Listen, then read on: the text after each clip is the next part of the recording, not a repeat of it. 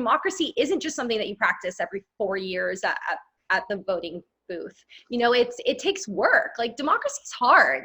And we've all kind of decided for the most part that it's the most desirable system that we want to live under. But if we want to live under this system, then we do have to put in the work. So I think the three of us we can all agree that, you know, if we got to do the work, we might as well make it fun. How can we take some ownership of what's lacking in our society and try to be more involved? Well, one thing that I am huge on is voting parties, which during 18 was great because we could leave our houses and you could go to a friend's house and everybody could bring drinks and you could have voter parties. We can't do that anymore. But one thing we'll actually be doing in September is we'll be doing training courses teaching people how to have voting parties with their friends and family. Ooh.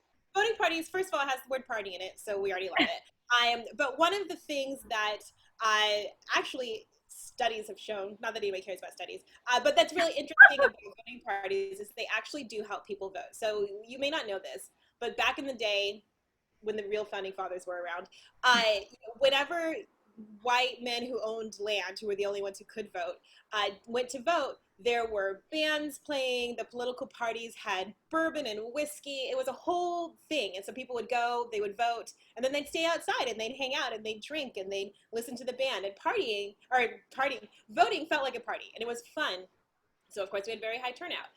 Also, most of those white men who own land weren't actually working, so they had plenty of time to vote. So now we're really encouraging people, have a voting party, invite all your friends and family. One of the things that my friends and I do is we separate, all of the ballot measures, and we'll say, all right, you study these two, you study these two, and we all study different ballot measures, and then we show up and, we bring a tipple, and we talk about it, and we debate about it. We say, this is what I found out about this ballot measure, and et cetera. And then everybody either has their mail-in ballot, or if you're voting at the polls, you get a sample ballot in the mail, and everyone will just fill it out.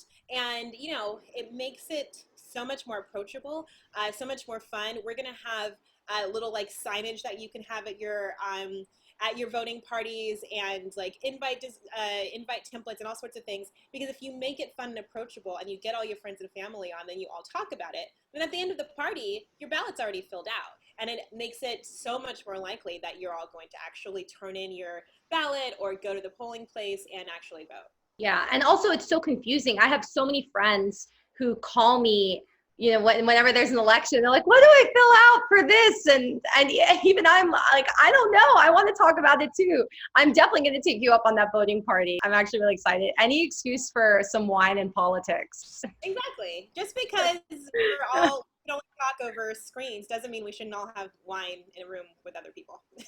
Absolutely.